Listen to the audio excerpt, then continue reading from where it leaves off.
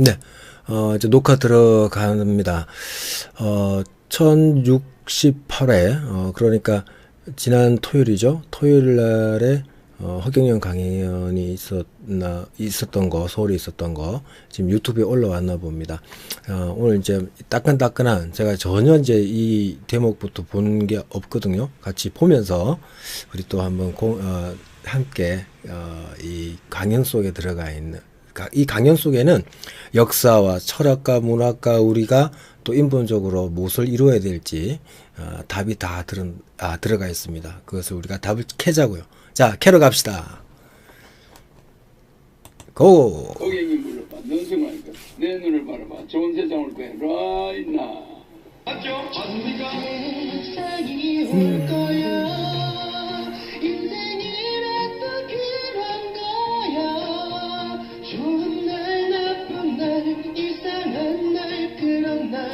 저는 이제 아까 일어나고 나서 이제 그 라면 먹고 오늘 할 일 좀 생각하고 있고, 그런데 또 유튜브 좀 또 시청을 하다 보니까 이제 TV를 안 봐야 되겠어요. TV는 재미가 없어요. 조작된 뭐 내용, 뭐 엔터테인먼트라든지 뭐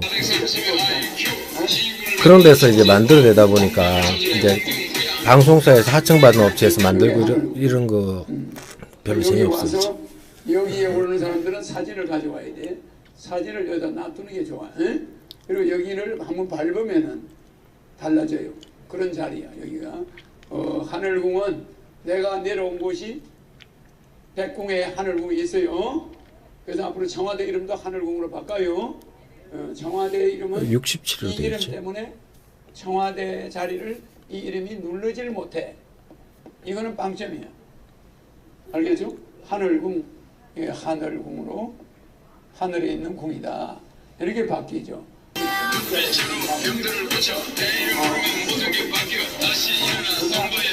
알겠죠.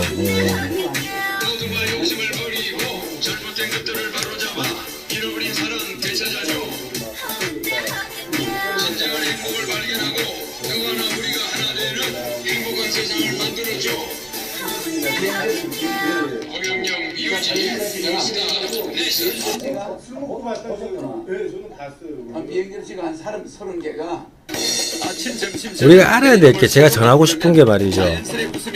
예수나 부처는 뭐 석가는 뭐 엄청난 존재라고 상상을 갖는 거, 그 정말 안 되는 겁니다. 예수나 뭐 부처나 그 당시에 우리와 똑같은 그냥 사람이었어요. 이 원리를 모르면은 우리가 종교란 이상한 것에 빠져가지고 세상을 왜곡시켜서 본단 말이죠.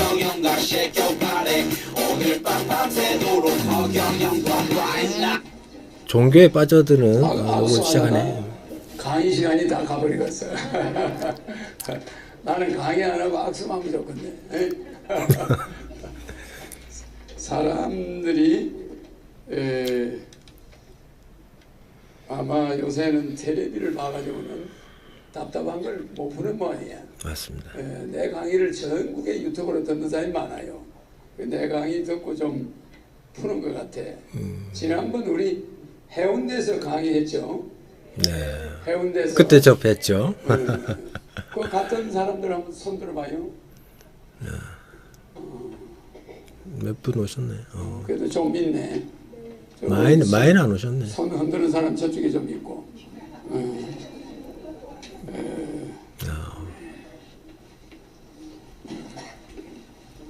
오늘이 1068회. 이걸 좀 알아놔요.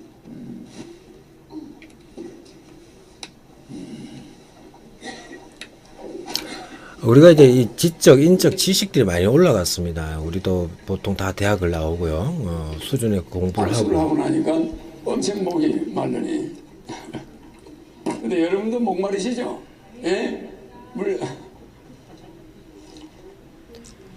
그래서 제가 하고 싶은 말은, 지금의 이제 정치인들이 가지고 있는 그런 의식이나 우리들이 가지고 있는 의식이나 별반 다를 바도 없다는 사실이죠. 그들은 기득권 정치인들은 욕심만 가득하다는 거죠.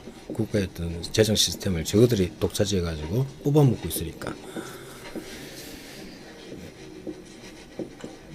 그리고 우리 사회가 그 제작 시스템이 잘 돌아가는 것만 중요한 게 아니라 또 우리 인문학적인 우리가 또 윤리적인 그런 것들 수천 년 역사 속에서의 그리고 또 현재에서 미래에 대한 방향으로서의 우리의 그 의식이나 문화 이런 개개인의 자세도 중요하고요. 저는 그것을 많이 우리가 알았으면 좋겠어요. 우리가 이게 교육이 안 되고 있거든요. 그런 교육이 안 되고 있는 부분들을 개선해 나가는 것이 필요하다. 대한민국의 위기에 뭐 내가 위기를 안 해도 알죠? 대한민국은 지금 위기인데 어떤 위기가 있냐면은 위기도 위기 나름이에요. 위기도 우리가 보면은 여러 가지 위기가 있는데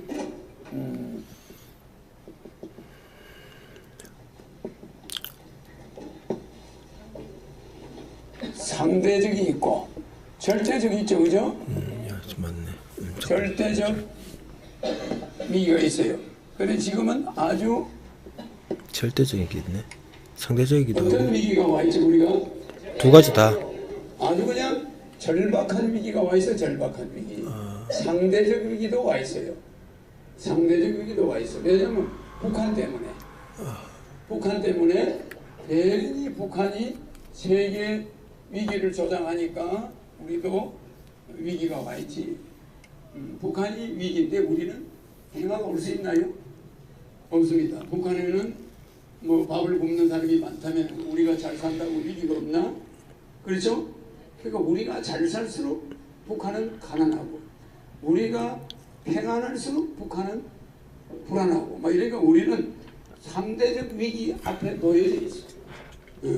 그러니까 이쪽이 어머니는 두 아들이 하나는 우산 장사하고 하나는 아이스케이크 장사한다고 그러잖아요. 그죠? 그럼 어머니는 어떤 위기에 있어?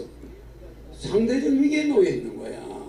아니 이쪽 아들이 편안하면 이쪽 아들이 다 죽어가고 이쪽 아들이 잘되면 저놈이 다 죽어가는 거예요. 그러니까 엄마는 언제나 이게 상대적 위기에 놓여 있는 거예요. 그렇지 않습니까? 그러니까 우리는 이런 위기와 이런 위기에 아주 놓여 있습니다. 근데 이번에는 이게 좀 강해. 절대죠. 근데 제 화면이 메인 화면 이쪽에 있기 때문에 이쪽에 있기 때문에 이것도 물론 피할 수 이거 이쪽으로 보면 좋아요. 제가 볼 적에는. 근데 이쪽에 이제 카메라 화면. 인사이드라는 건 지금 정치권 내부에 있는 인사다. 맞죠? 다른 말로 말하면 큰 도둑. 큰 도둑대들이 인사이드 맞아 맞아요. 요거 잡으러 온 놈이 누구야? 아웃사이더라는 거야. 아웃사이더.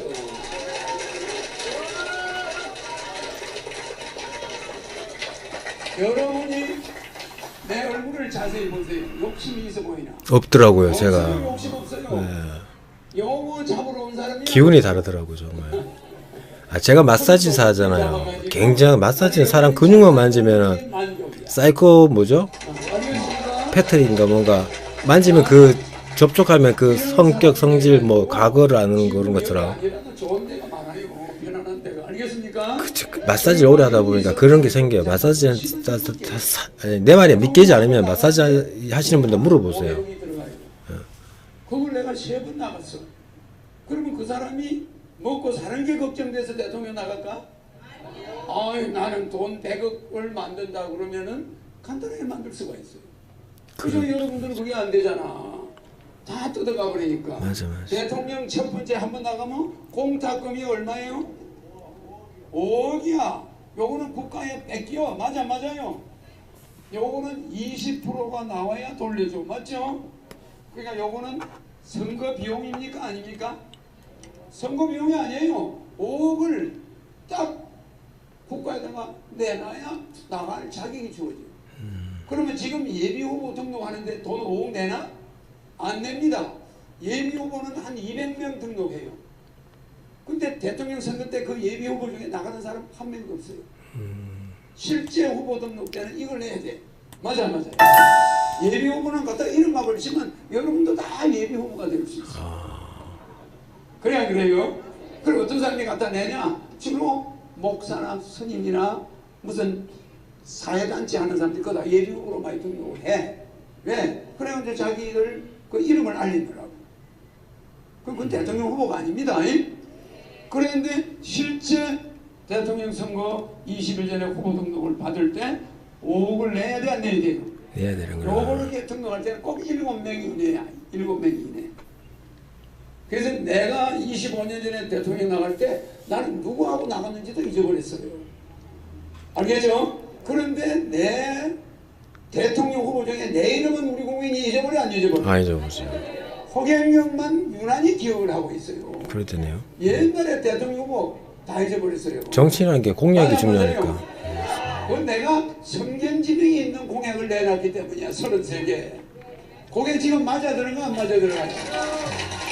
그래서 잊어버릴 만하면 내 공약이 나와요. 박근혜 대통령이 노인수당 내가 70만원 주자고 25년 전에 이야기했더니 20만원씩 그것도 몇 %만 주잖아요. 그죠?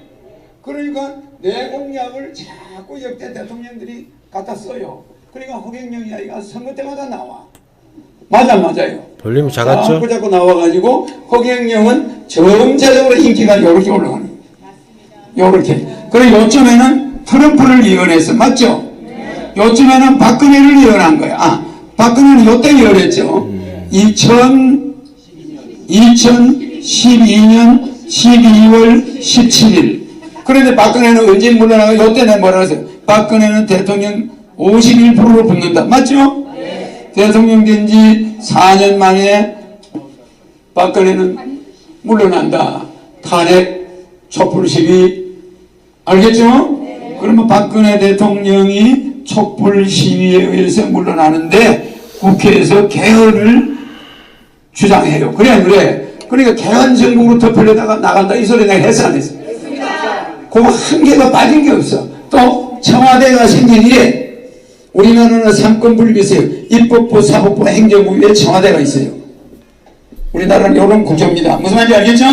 여기에 입법부, 사법부, 행정부가 있는데 행정부가 있으면은 요거는 입법부 수장, 누구죠? 국회의장. 사법부는 대법원장. 행정부는 누구죠? 국무총리야. 맞아요. 입법부, 사법부, 행정이 있고 그 위에 누가 있어요? 대통령이 있어요.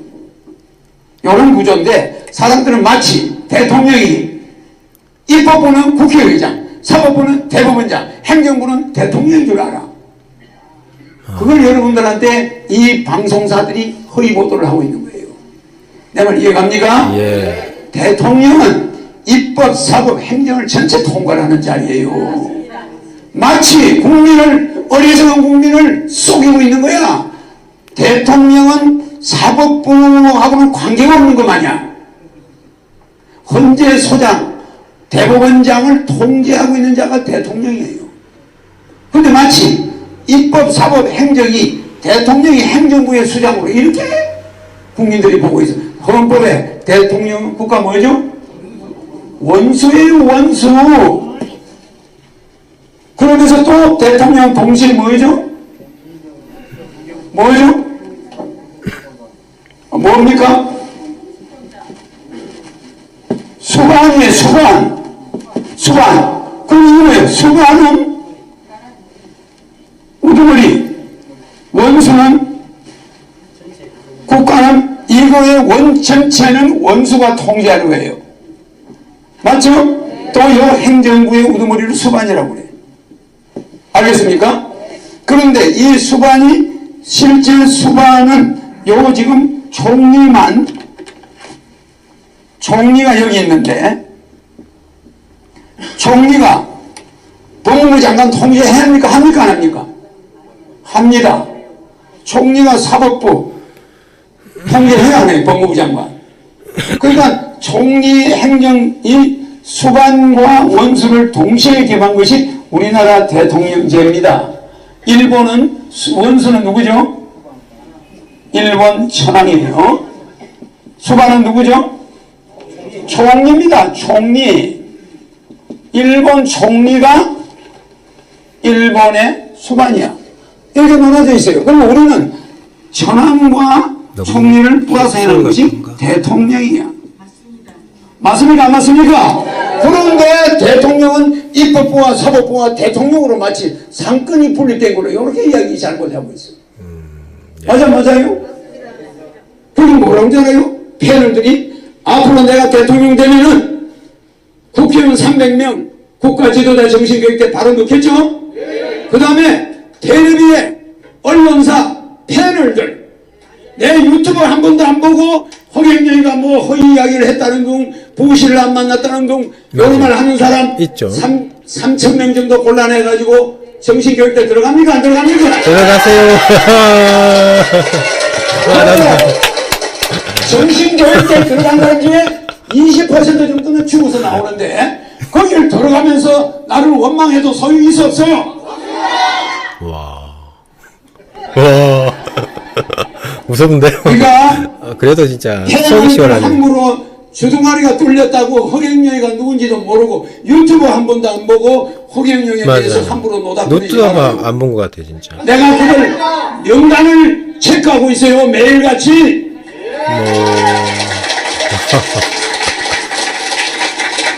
언젠가 허경영이가 대통령이 되겠습니까? 안 되겠습니까? 내가 비행기 타고 미국으로 도망가도요 공항에서 출국 금지가 내려버려. 허경영이 대통령 안 하고 도망가면 잡아라고. 맞아. 대통령 되는 게 맞습니다. 그러니까 국민들이 자, 죄송합니다.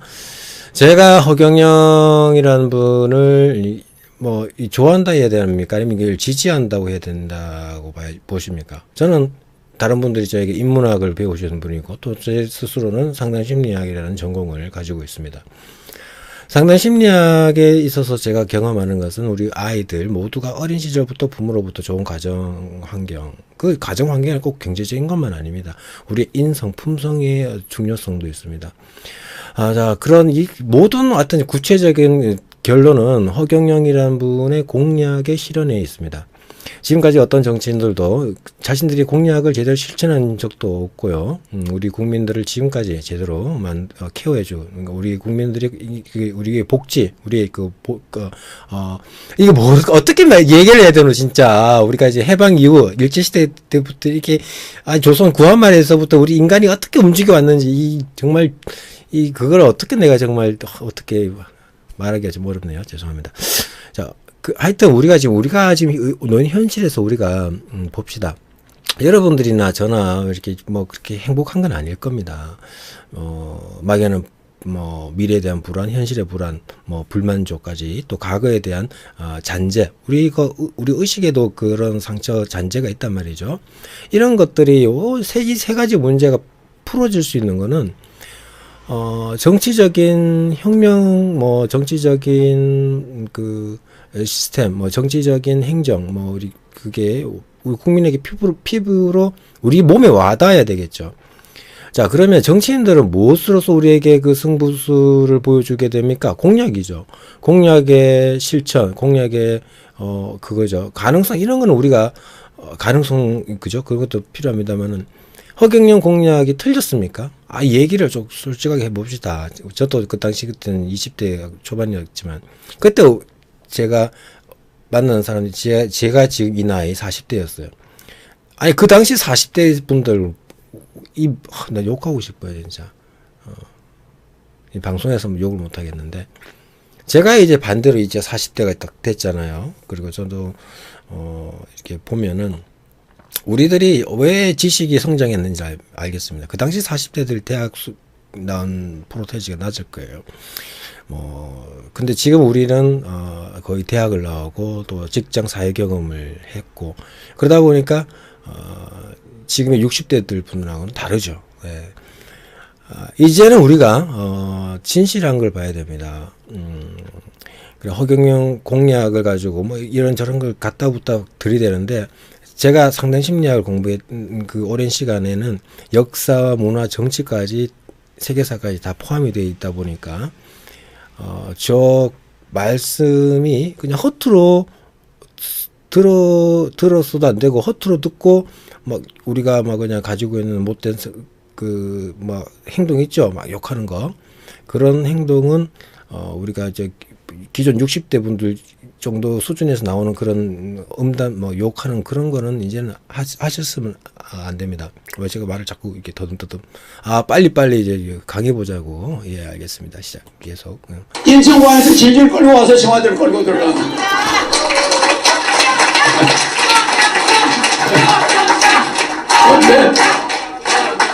그러다가 마치 뭐라고 패널들이 얘기하잖아요. 마치 입법부, 사법부, 행정부가 있는데 삼권이 분립되어 있는데 청와대라는 것이 마치 그 위에서 군림하는 것 같다, 이런 거짓말을 하고 앉아있어요. 청와대는 입법부, 사법부, 행정부를 통제하는 데입니다. 전체를 통제해요. 맞습니까? 맞습니까? 대통령이 잘못이 있어서 사법부에 재판을 받았지만은 대통령이 잘못이 없을 때는 통제합니까? 안 합니까? 통제하는 거예요, 대통령이. 그러니까 입법, 사법, 행정부 위에는 대통령의 권한이 세 가지. 가장 큰 권한이 뭡니까? 장차관 임명. 입법부의 수장, 행정부의, 사법부의 수장, 행정부의 수장을 임명, 추천, 비준할 수 있는 권리가 있어. 맞습니까? 안 맞습니까? 그게 대통령의 권한이에요. 가장 큰 권한입니다.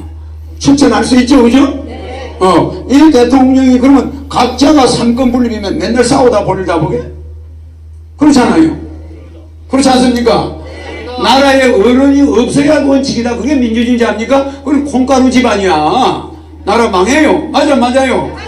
예. 나라에 박근혜라는 대통령이 붙어 있을 때 나라가 통제가 되는 거죠. 그리고 이 사람이 문제가 있을 때 사법적으로 이 사람을 끄집어내린 게 꼭 사법부만 끄집어내렸나? 국민들이 끄집어내린 거예요. 맞아요. 네.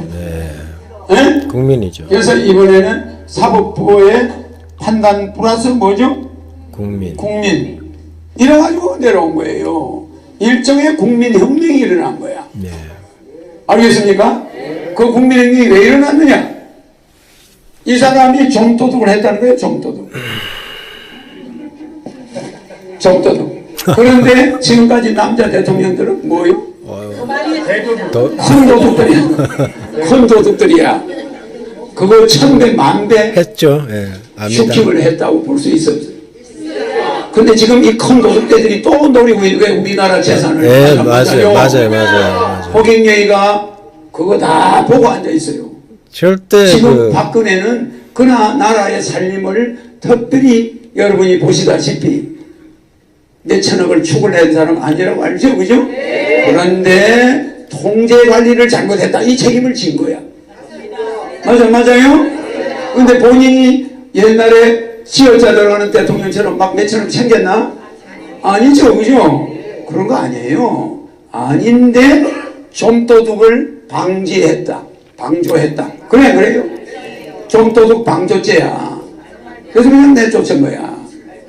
근데 국민들의 감성을 자극한 거야.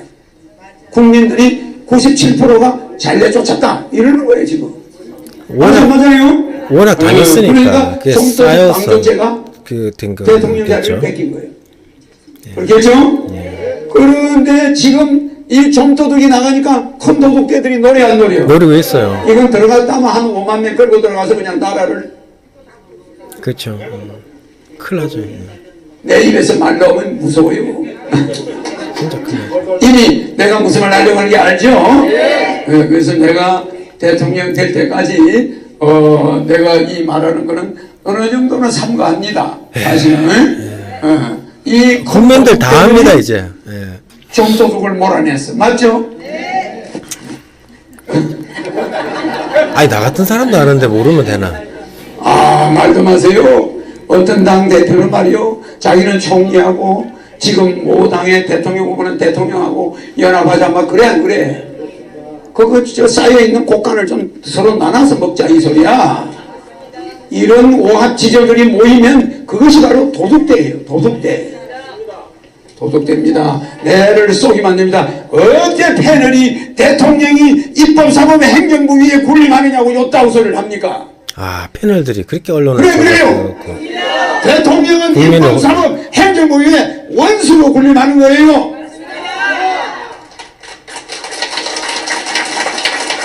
또 남북이 분단된 국가에서는 반드시 원수가 필요합니까 안 합니까? 북한의 김정은은 원수 이상의 지위를 가지고 있는 것이 있어요. 근데 우리는 남한에서 삼권 분립해가지고 맨날 지지고 볶으면 될까? 그러면 삼권이 분립돼 있다. 그러면 전쟁이 났는데 가지 마라. 이게 됩니까? 아, 여기서는 전쟁을 가서 저쪽에서 북한에서 미사일이 날아오니까 전쟁을 쳐들어가야 된다. 사법부에는 그놈 장군 잡아가지고 재판. 맞아요. 너 왜 쳐들어갔느냐? 아, 이러면 이게 누구 말을 들어야 되는 겁니까? 난리네요. 그런데 망하는 거예요. 아니, 장군은 지금 쳐들어가야 행정부에서는 국방부 장관, 야, 북한에서 미사일이 날아서 쳐들어가야 돼. 사법부는, 야, 니 국민 여론 들어보자고 니 혼자 왜 전쟁 일으키냐? 아, 이렇게 하면 넌 국가 내란죄로 들어가야 돼. 이러면 어느 장군이 전쟁을 합니까? 맞아요. 그러면 각 부서가 질이 싸우면 어쩌자는 거예요? 나라 망해요. 여러분들이 이런 것을 언론인들이 국민들에게 잘못 가르쳐주고 있는 거야. 그래요. 맞아요. 박근혜 대통령이 권력을 많이 행사했다는데 많이 행사한 게 없어. 좀도둑 방조죄야. 맞아요. 한마디를 줄이면은 자기가 직접 도둑질 한 건 아니잖아. 그래서 국민의 97%가 입이 근질근질하다. 뭐 그건 좋다 이거야. 좀도둑 말해줄 게 있는데 있으니까. 그냥 계속 그러나 우리는 큰 도둑들을 조심해야 돼.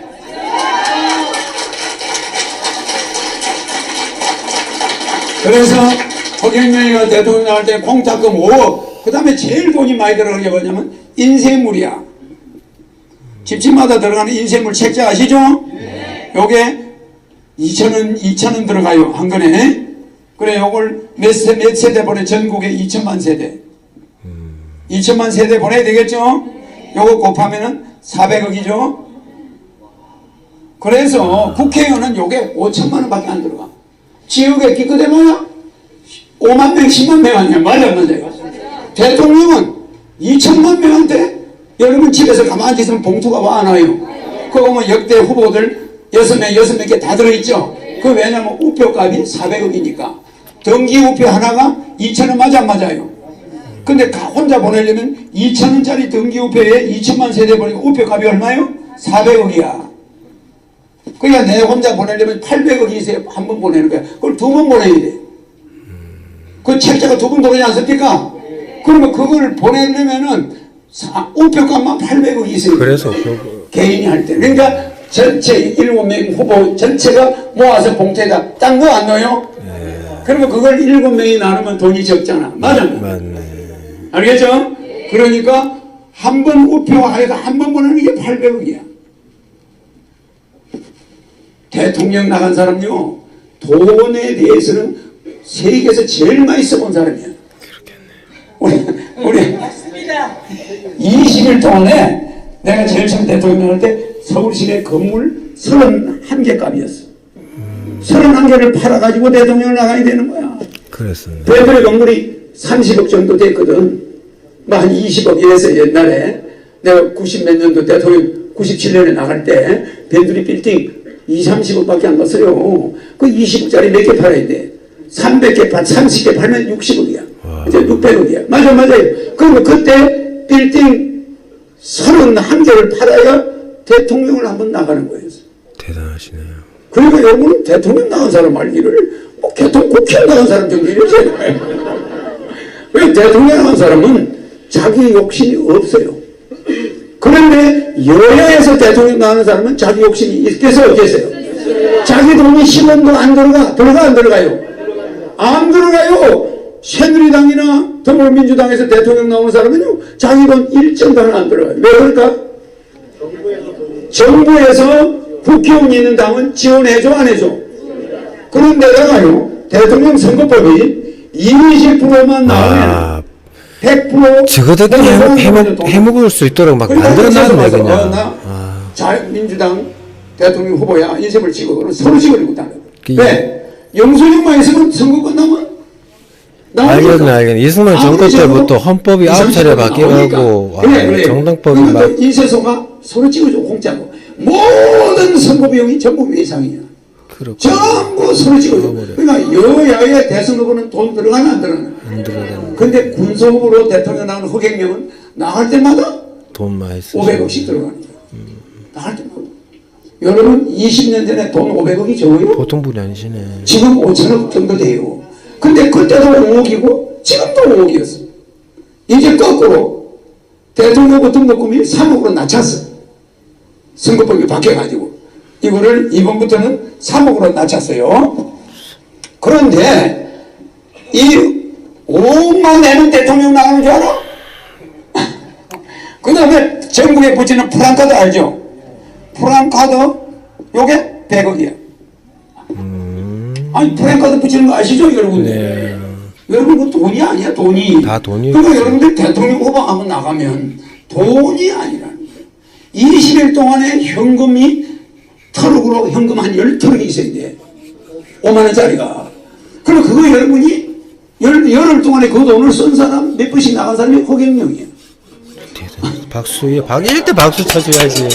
그러니까 여러분을 부자 만드는 거는 간단해 나는.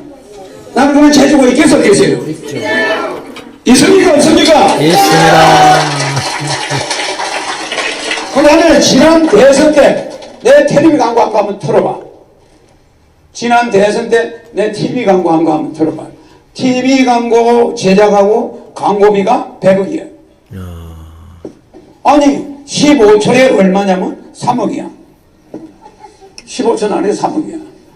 일반 광고비보다 3배가 비쌀 대통령 선거는 왜? 고정적으로 SBS가 광고를 한다. 그러면 기존적으로 대기업이 제품 광고를 계약을 해놨는데 중간에 20일 동안만 그걸 잘라주고. 잠시만 끊겠습니다. 자, 제 방송을 통해서 또 제 스스로가 남기는 기록을 통해서 말씀드리자면은 허경영이라는 분이 얼마나 보통 사람과 다른 분이신지는 저도 이제 접촉을 해서 알게 됩니다. 저도 정치인을 뭐 여러 사람들 봤고 만났고 했습니다. 그래서 지금 말씀드리고 싶은 거는 허경영이라는 분이 이제 뭐 돈을 어디서 모았을까 뭐 여러분들이 생각하시는 의심스러워 하시는 분들한테 여러분들은 전혀 경험하지 못했을 이야기를 하나 해드리고 싶습니다.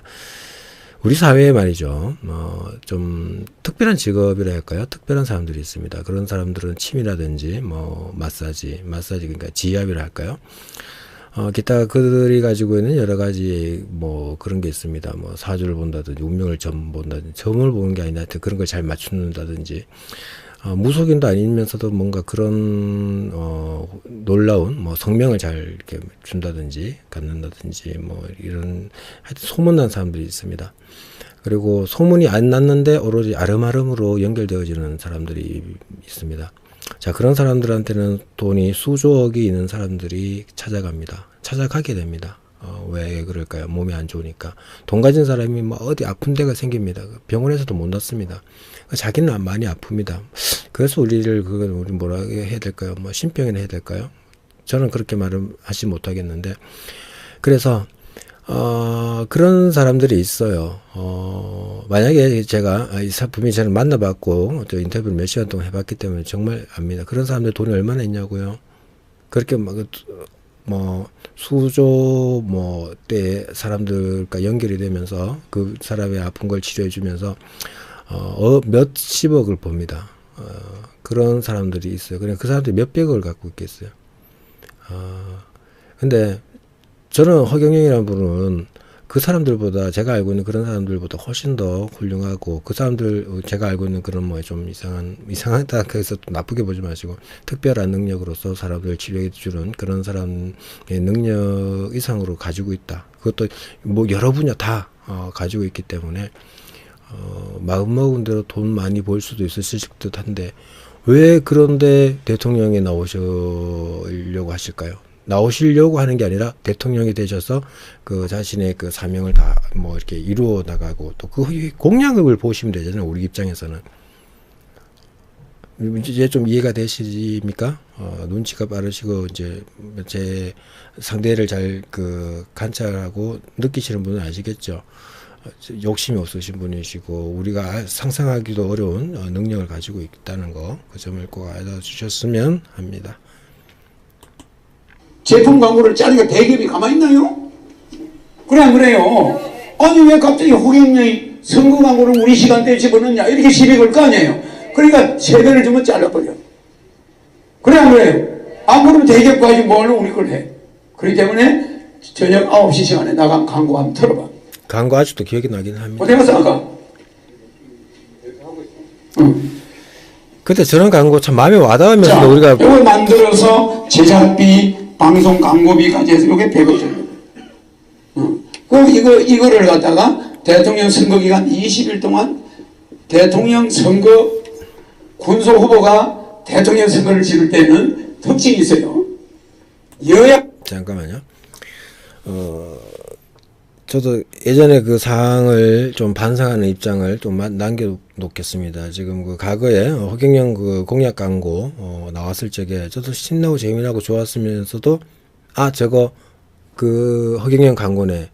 저 사람 저 이상한 사람 저 광고까지 내고 있어 하면서 혐오적인 감정을 가졌죠. 왜 그랬을까요? 제 주변에 뭐 어른들이고 뭐고 뭐 나쁜 말을 막 하니까 당연히 제 입장에서는 저게 나와도 저것에 대한 정보를 모르니까 자세히 모르니까 혐오부터 하고 있는 거죠. 왜 실제로는 끌리면서 끌리는 감정으로서 바라보게 되면서도 또한 부정적인 감정을 광고에 갖는다는 거죠. 그게 왜 그럴까? 내 주변 사람들이 싫어하니까. 내 마음은 좋아하는데 주변 사람이 반대할 때 일어나는 감정적인 현상이라고 말을 하고 가겠습니다. 그러니까 우리가 진실과 만나려면 그 대상과 정말 깨끗한 관계라고 했잖아요. 만남, 참 만남을 해야 됩니다. 근데 우리가 뭐 1대1 관계 속에서도 참 만남을 가지기가 쉽나요? 어렵습니다. 네. 우리 모두 참 만남을 가질 수 있는 그런 기회들을 갖길 바라면서 계속 이어가죠. 후보는 정부 예상을 해줘. 그럼 국가가 줘. 그런데 대통령 선거 끝나야 줘요. 영수증만 가지고 있으면 되는데 나 같은 후보는 자기 한 수표도 안 받아요. 왜 그럴까? 현금 아니면 안 받아. 왜? 수표를 분실했다고 해봐 허위신고할 수 있으니까. 그러니까 받을까 안 받을까요? 안 받아. 저 허경영이 100% 떨어질 텐데 저 사람한테 받으면 될까 안 될까? 안 받고 외상 안 돼. 현금을 미리 안 주고 찍어주면 찾을 때 주겠습니다. 그러면 찍어줄까 안 찍어줄까? 안 찍어줘요. 저 사람이 중간에 사퇴해버리면 그 인쇄물 산티미터 찍어놓고 그 인쇄소 망해. 그래요. 그러니까 언제나 현금을 딱딱 손에 집혀줘야 물건이 나와. 그러면 이 물건을 이 인쇄물 400억 원어치를 전국에 300개 각 군, 시군, 선관위에 내가 배달해줘야 되거든. 택배비가 딱 하루 만에 이게 다 가야 돼요. 택배비가 5억이야. 그래도 12월 20일이 선거니까 아니 요때쯤 보내니까 겨울에 눈이 와 안 와요. 300군데 보냈는데 보통 20-30군데는 차가 뒤집어져. 차가 뒤집어져 가지고 선거물 홍보물이 길바닥에 그냥 엉망이 되는 거예요. 왜 그러냐? 지방 곳곳에 차가 가야 되니까 눈이 온 데가 있고 막 얼음이 낀 데 있고 이래가지고 그걸 단 하루에 다 배달 못하면 안 되니까 하루만 늦으면은 내게 잠깐 스톱해. 하루만 늦으면은 같은 봉투에 집어넣어야 되는데 허경영 거만 안 왔다 그러면 어떻게 되겠어요? 배달 못 하잖아. 그러면 1시간 늦을 때마다 벌금이 1000만 원이야. 얼마나 무서워요. 그러니까요 여야는 인쇄물을 한 달 전에 미리 찍어놔. 지금 찍고 있어 여야는. 근데 대통령 군수후보는 대통령 후보 등록하고 여기 딱 할 때 기호가 나오는 거야. 여야는 기호가 미리 정해져 있어 안 있어? 국회의원 많은 숫자대로 기호가 1, 2, 3 나가니까 기호는 딱 정해져 있으니까 그냥 인쇄물 찍는데 우리는 후보 등록하고 나서 기호 추첨해가 기호가 나와야 인쇄물을 찍으니까 납품 날짜까지 일주일이 안 걸려. 그 불리한 상황을 그동안에 돈 400억 준비해가지고 인쇄소 50군데 정도에서 밤을 새서 찍어내야 돼.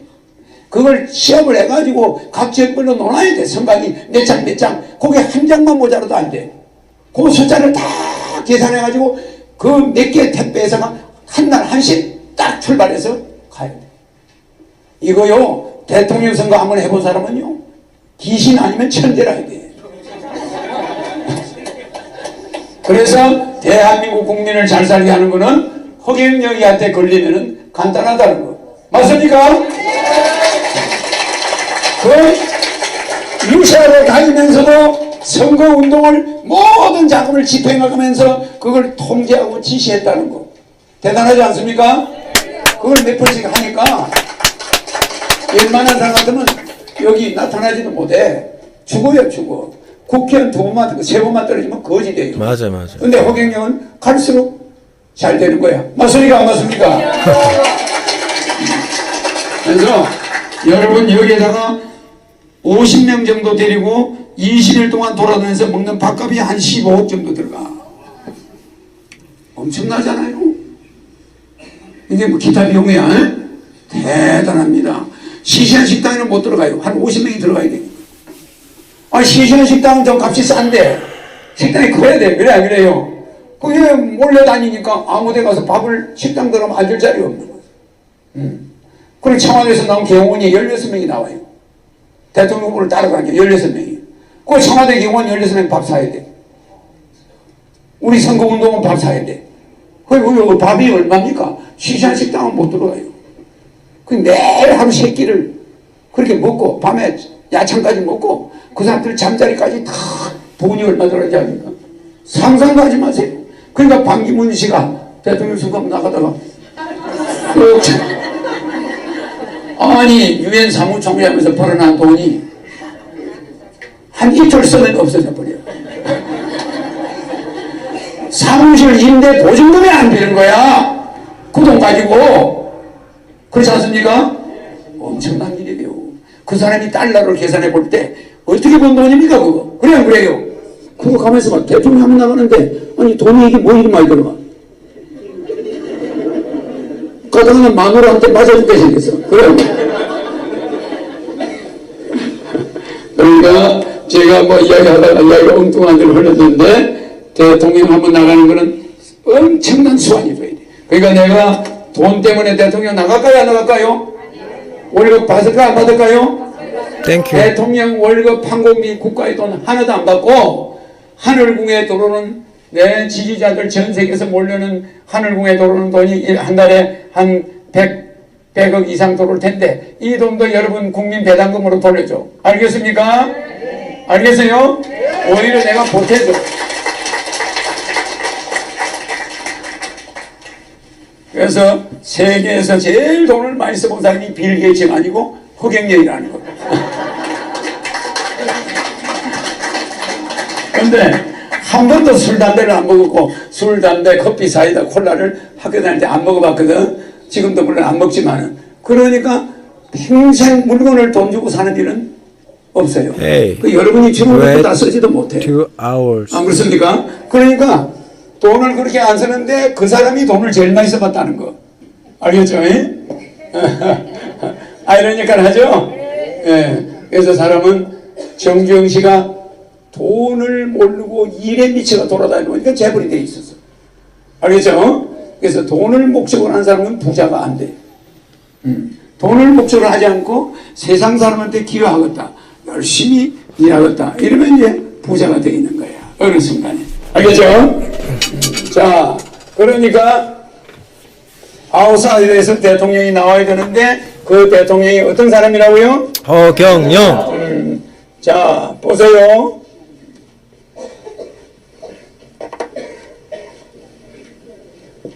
트럼프 아웃사이드 정치권에서 나온 사람 아니죠? 이 사람도 아웃사이드 맞죠? 이 사람도 아웃사이드야. 두테르테도 마찬가지죠? 두테르테도 아웃사이드야. 또 가수가 대통령이 된 사람, 코미디가 대통령이 된 사람 누구죠? 모라레스도 아웃사이드 나왔어. 예. 대만도 마찬가지고. 왜 대만 대통령 총리까지 전부 아웃사이드에서 나오냐? 이 아웃사이드 시대가 열린 거야. 이게 왜 이러냐면은 머리가 좋은 사람들이 인사이드에 있습니까? 없습니까? 없죠? 인사이드에 있어요. 아, 있어요? 이 인사이드에 있는 사람들한테 나라를 맡겨봤더니 요 사람들이 누구 편을 들어요?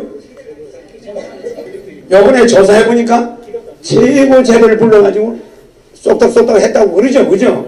그러니까 이게 뭐예요? 재벌들의 대리인이야, 대리인. 이 사람들을 머리가 좋다고 해서 데려다가 우리가 배지를 만들어서 정치를 맡겨봤더니 부자 만드는 일에만 매달리는 거예요. 그게 이번에 우리가 확인해서 안 했어요. 그러니까 이 사람들을 오래 당하니까 국민들은 가계부채가 얼마요? 1440조. 근데 여기다가 국가 통계에 잡히지 않는 사채, 또 뭐 기타 친척끼리 빌린 돈, 개인끼리 빌린 돈 계산하면 1600조야. 이 빚이 왜 생겼어요? 얘네들 때문에 생긴 거야?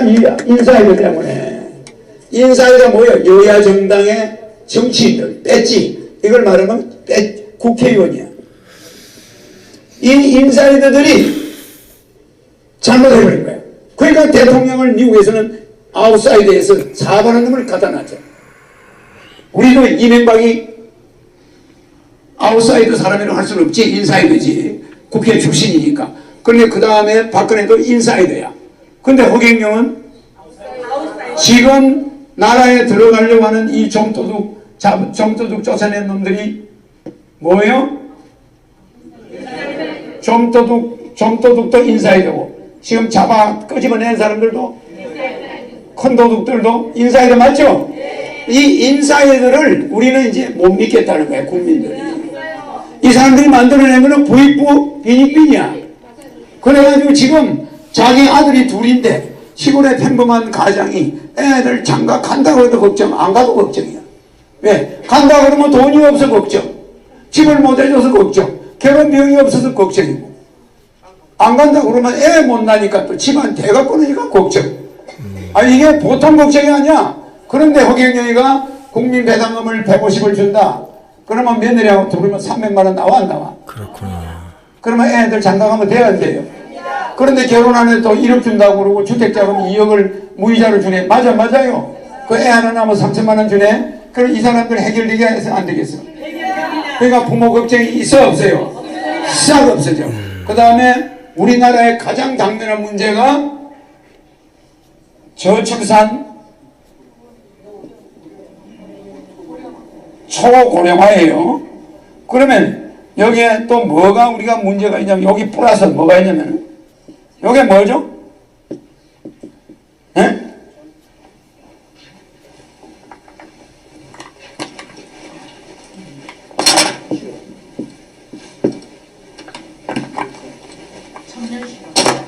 뭐로 표현해야 되나? 저출산 초고령화에다가 요 밑에 뭘 집어넣어야 되겠어요?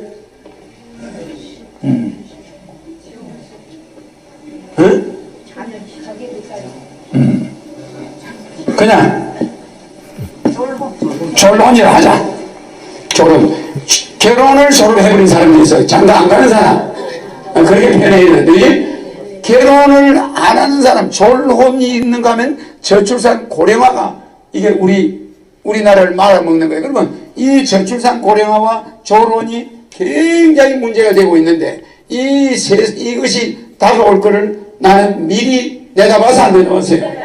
내다봤는데, 이 졸혼들이 누구 시설 지고 있냐면 고령화한테 시설 지고 있는 거야. 맞아요. 이 졸혼 애들이 고령화한테 얹혀 있는 거야. 이게 보통 심각한 게 아니에요. 또 그 중에 졸혼 말고 결혼을 한 애들은 또 어떤 문제가 있냐면, 이혼을 해가지고 애를 또 고령화한테도 맡겨놔요. 부모한테. 그러니까 결혼해가지고 애를 낳았는데도 생활비 가지고 싸워 사는 거야. 경제 문제를 싸워 사니까. 아니, 노인들이 저 언제 저 손자를 놔두고 저 며느리가 도망갈까 불안한 거야. 그래 안 그렇습니까? 이런 시대를 누가 만들었습니까? 큰 도둑들이 만들어 놓은 거야. 맞아요.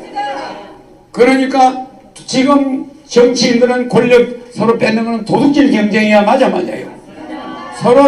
서로를 도둑놈이라고 하면서 도둑질 경쟁을 하고 앉아 있는 거야. 그러니까 요거 결혼을 한 사람은 부모들 마음을 편안하게 해줘 안 해줘? 안 해줘. 이 사람들도 생활비 가지고 맨날 어른 어머니 아버지 오케이. 맞네요. 이제 이 강의를 들으면서 제가 알게 되는 게 뭐냐면, 제가 먼저 우리 모든 사람들 제가 이제 겪는 모든 그 이제 과정에서의 그 사람들의 문제는 이 사람들이 막 다툽니다. 뭐 속에 그 안 좋은 감정을 드러내요.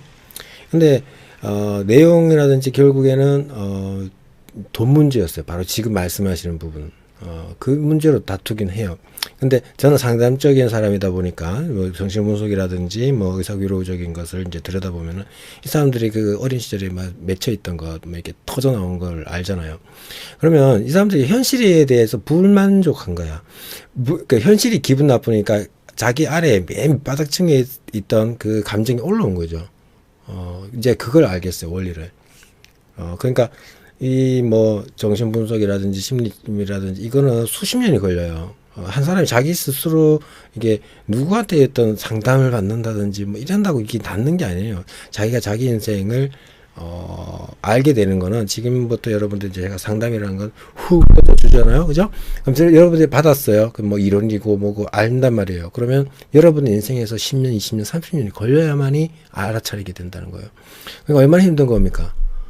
우리는 또 코멘트만 하지 말고. 그러니까 우리가 그냥 생활이 편안하면 우리가 이제 문제가 바로 해결되는 거잖아요. 그죠? 만약에 오케이. 계속 이제 다시 강의 봅시다. 저한테 오늘 좀 느낀 게 진짜 많네.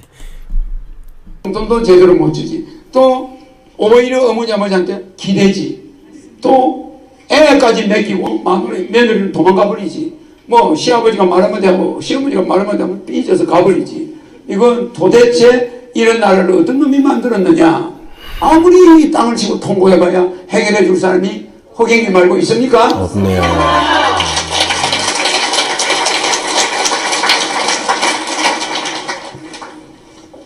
지금은 여러분들이 박수 소리를 들으니까 심각하지가 않은 것 같아.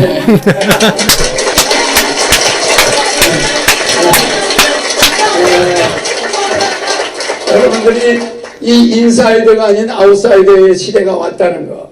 이 아웃사이드는 70년, 약 100년간 대한민국 민주주의를 딱 해보니까 들통이 나버린 거야. 네, 야, 인사이드는 맞아요. 이제 안 된다.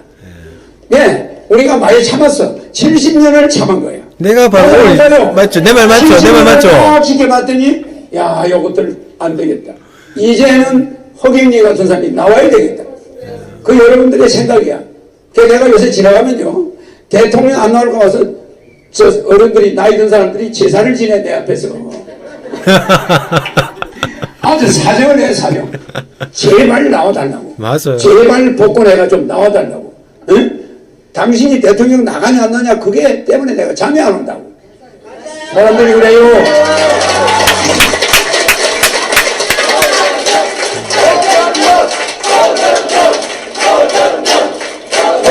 저희 집안이 정치 집안이기도 하기 때문에 자유당 정권 1948년 우나라가 바뀌면서 그때 내려오는 어떤 그걸 제가 알아요. 허경영이가 탈출하는 거 아니냐 대한민국. 그래 안 그래요? 그러니까 사람들이 지금 눈이 여러 가지 보고 있다고. 저 사람이 비행기 타고 가면 다시 안 오는 거 아니냐? 에? 그러면 뭐 다른 거 있어요? 대한민국 망하는 거지. 그래서 이런 절대적 위기가 처했는데 우리는 이런 아웃사이드에서 그냥 정치인이 나오면 됩니까? 아웃사이드에서 나와야 된다고 아무나 나오면 됩니까? 안 됩니다. 우리가 말하는 이런 사람들이 이런 속인 여기 내가 범인이라고 그랬죠? 그러면 지금 정치인들은 여기 어디에 속하죠? 속인 아닐까? 속인에 속해. 속인에 요 도둑대들은 속인이야. 범인만도 못한 것 같아요. 속인은 뭔지 압니까? 속인은 우리가 다른 말로 한문으로 표현할 때 선물 후물이에요. 무슨 말인지 알죠?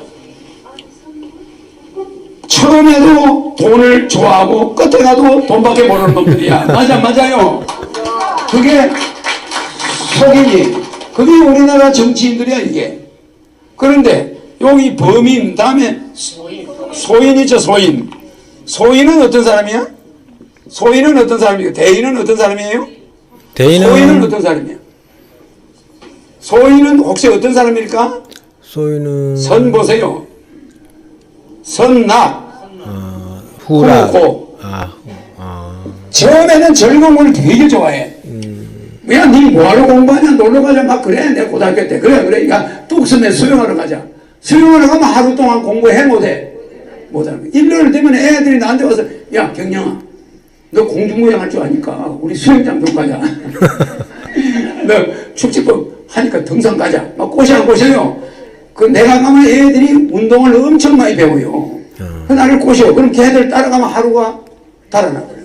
그 나는 한 번도 안 따라가서. 그런데 걔들은 처음 즐겁고 늙어서 고생하려고 하는 사람들이야. 훗날 가서 고생해.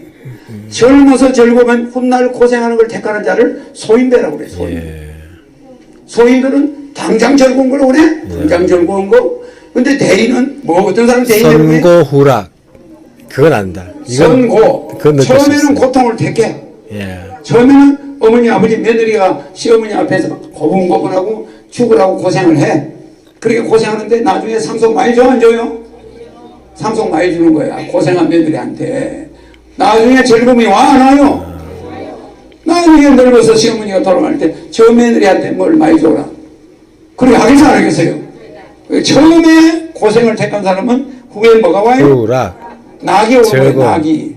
그러니까 대인들은 여기 빵이 2개 있는데 하나 있는데 배가 고파. 이 사람이 위로받는 이 기분. 당신은 먼저 먹으라. 진짜 기분. 그래요. 근데. 그 사람이 빵을 실컷 먹었어. 근데 저분이 있을까? 탕수육이 오는 거야. 맞아. 그러니까 그 빵 먹고 실컷 배부른 사람이, 아이씨, 내가 처음에 양보해보고 안 먹을 걸, 이제 배가 불러서 못 먹어. 맞아. 네. 근데 그 사람 혼자 탕수육 실컷 먹고 앉아있다. 이게 뭐냐? 개인들이 이러는 거야. 처음에는 양보를 해. 처음에 고생해. 나중에 젊은 거야. 그 다음 뭐 대인 위에 뭐가 있어요? 현인 있어요 없어요? 현인인가? 대인 위에. 현인은 어떤 사람이요? 현인 위에 뭐가 있어요? 철인 있죠. 철인 위에 뭐가 있어요? 도인? 도인 위에 뭐가 있어요? 진인?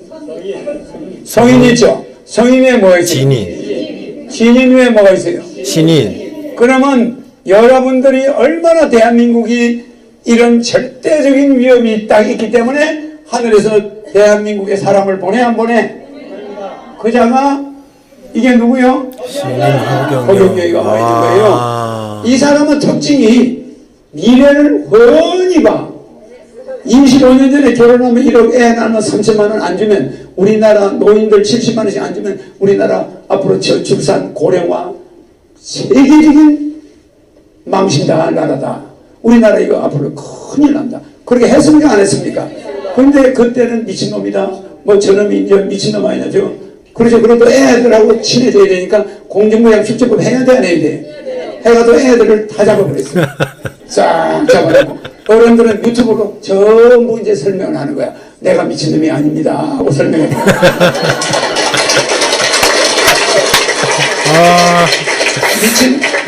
미친 사람은 요 속인 중에 있어요. 속인 중에 인사이드에 많이 있다니까. 인사이드 처음부터 물질, 늙어서 죽을 때도 물질, 통장 붙고 죽어요. 그래 안 그래? 이 사람들이 속인이야. 이게 잡놈들이지 한마디로 말해서. 속 보이는 놈들이야 이게. 이게 국민들. 여러분 보셨죠? 제가 강의가 지금 몇 시간? 48분 진행 중인데 제가 몇 번을 웃고 있습니까? 우리나라는 국가의 원수와 수반을 뿌라산 겸한 대통령이 되기 때문에 제왕적 대통령이 나오는 거예요. 코미디 쇼도 아니면서 대통령이 아니면 남한을 통제할 수가 없어. 지식도 북한이 배우면서 제왕적인 인물이 있기 때문에. 북한이 제왕적인데 여기는 뭐 상권분리 나라 망해요. 국제 상황도 알게 되면서 얼마나 알겠습니까? 재밌습니까 지금? 절대 우리는 거기서 민주주의에 쏘면 안 돼.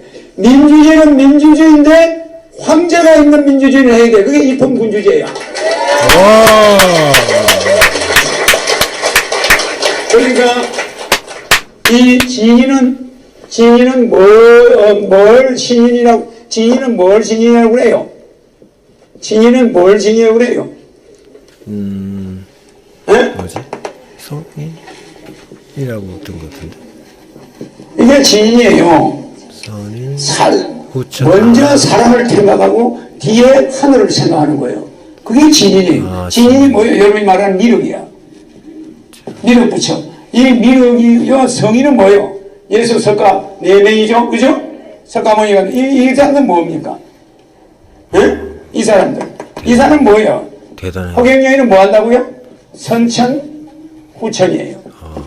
전부 처음도 하늘이고 뒤도 하늘이야. 하늘의 법을 여러분한테 알려주는 거예요. 알겠죠? 네. 그러니까 허경영을 그러니까 여기는 그래도 진인들은 사람을 생각하고 선인들은 이게 뭘 생각합니까? 여기가 이렇게 해서 차이가 있어. 알겠습니까? 속인 이 사람들 뭐예요? 범인들은 뭐 하는 사람이에요? 예? 먼저 뭘 생각해요? 예? 뭘까?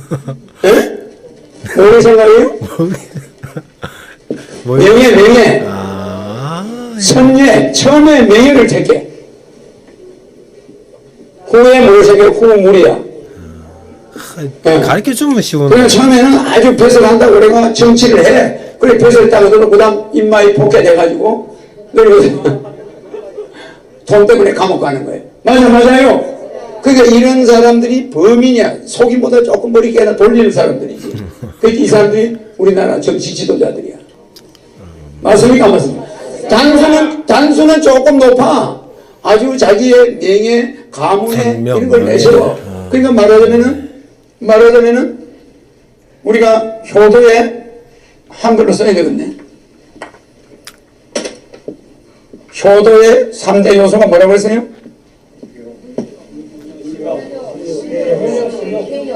효도의 3대 요소는 생전지효예요.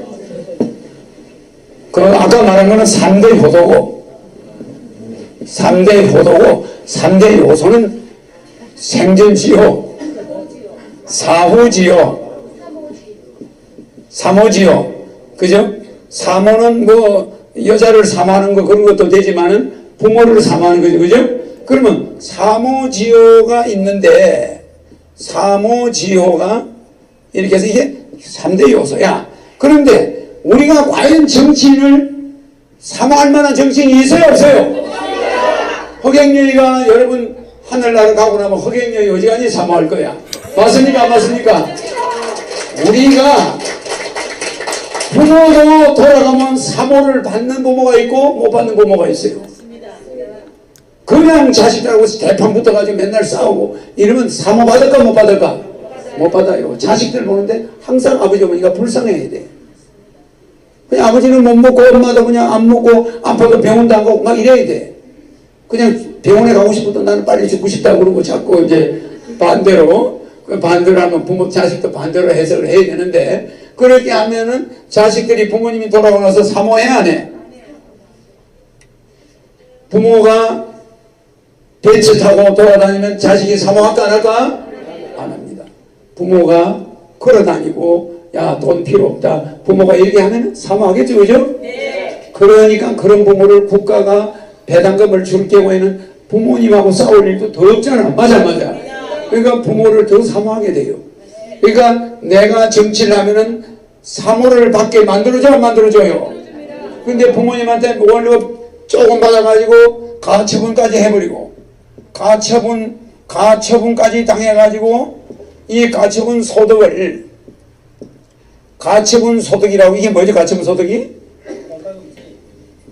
세금, 공과금, 공제한 다음에 받는 월급이야.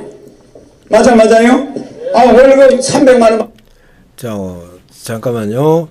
요거는 여기까지 영상을 끊고 다음 시간에 2부에서 만나도록 합시다. 네.